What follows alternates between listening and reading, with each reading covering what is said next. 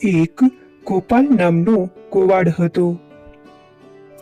ગોપાલ આખા ગામની ગાયો ચરાવતો અને એની બદલીમાં ગામના લોકો એના ઘરે અનાજ જેવી જરૂરી કંઈક અને કંઈક વસ્તુઓ આપી જતા અને બપોરે પત્ની ભોજન આપી જતી. એક દિવસ જોયું કે સંતોની મંડળી જાય છે અને કીર્તન કરે છે, શ્રી રામ જય રામ જય જય રામ. આ સાંભળી એને બહુ જ આનંદ આવ્યો. ગોપાલે કોઈથી કોઈ જ વાત પણ ન કરી, બસ નામ પકડી લીધું અને બસ આખો દિવસ રામ રામ કરવાનું ચાલુ રાખ્યું.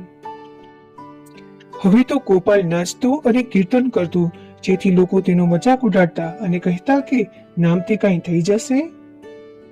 હવે લોકોની વાતો સાંભળી ગોપાલને એમ થતું કે કોઈ એવું મળે જે સમજાવે કે આ નામ પરમ સુખકારી છે અને તેનાથી વૈકુંઠ મળી જશે. એક દિવસ એને જોયું કે કોઈ પરમ સંત જાય છે. ગોપાલે તરત જ સંતને કહ્યું, મહારાજ, બસ એક વાત બતાવી દો કે હું જે રામ રામ કરું છું, લોકો મારો ઉપવાસ કરે છે, શું આનાથી મારું પરમ કલ્યાણ થઈ જશે? તો એમણે કહ્યું, બેટા, ભગવાનનું નામ બહુ જ મંગલ છે, પણ મને એમ લાગે છે કે તને ગુરુદેવની જરૂર છે. ગોપાલે કહ્યું, મહારાજ, તમે જ મારા ગુરુ બની જાઓ અને મને ગુરુ દીક્ષા આપો. ત્યારે સદગુરુ કહે છે કે આમ તરત જ ગુરુ મંત્ર કે દીક્ષા ન મળી, પેલા સ્નાન કરી આવ, પછી આપીશ. ગોપાલ કહે, હું તો જંગલી માણસ છું, ગાયો ચરાવું છું અને રામ નામ લઉં છું ને અહીંયા જ મારું ખાવાનું મારી પત્ની આપી જાય છે, એ ખાઉં છું. શાસ્ત્ર નિયમ આ બધું હું નહીં કરી શકું, કેમ કે એટલું મારું જ્ઞાન નથી. બસ કોઈ એક નિયમ બતાવો કે જે હું સરળતાથી કરી શકું અને પ્રણ કરું છું કે પ્રાણ ત્યાગી દઈશ, પણ એ નિયમ નહીં તોડું.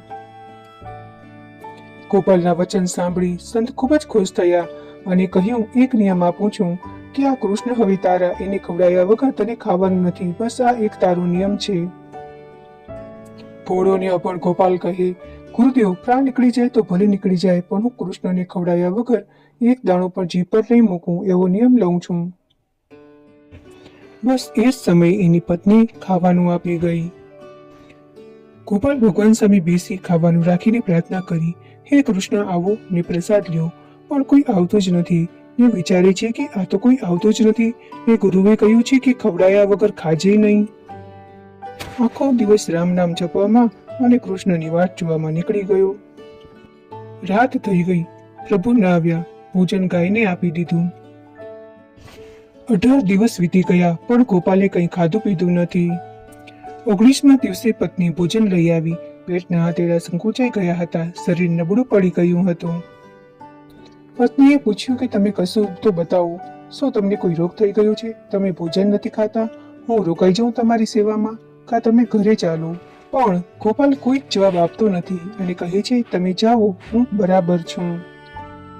આમ 27 દિવસ વીતી ગયા, પણ ગોપાલે એક દાણો મોંમાં નથી નાખ્યો.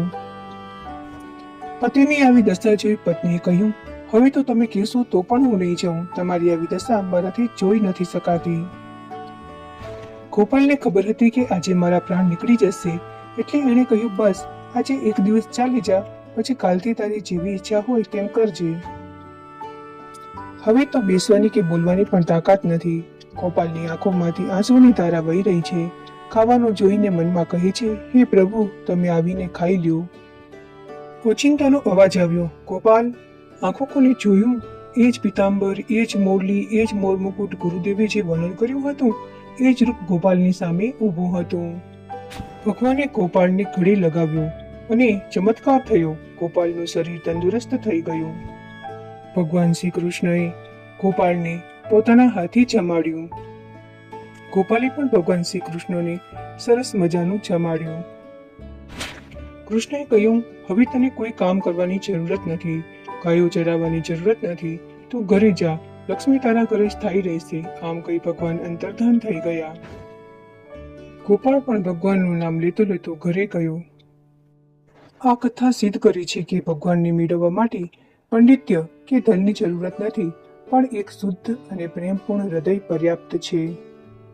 આ ગોપાલ ગોવાળની કથામાંથી મળતી શીખ. ગુરુએ આપેલી વિધિ કોઈને કહેવી નહીં, ગુપ્ત રાખવી, જ્યાં સુધી એ જીવનમાં ઉતરી ન જાય, નહીંતર માયામાં ખોવાઈ જશો. ગુરુના વચનમાં સંપૂર્ણ વિશ્વાસ રાખવો. થોડી પીડા સહન કરવાનું શીખો, એ નિહાલ કરી દેશે.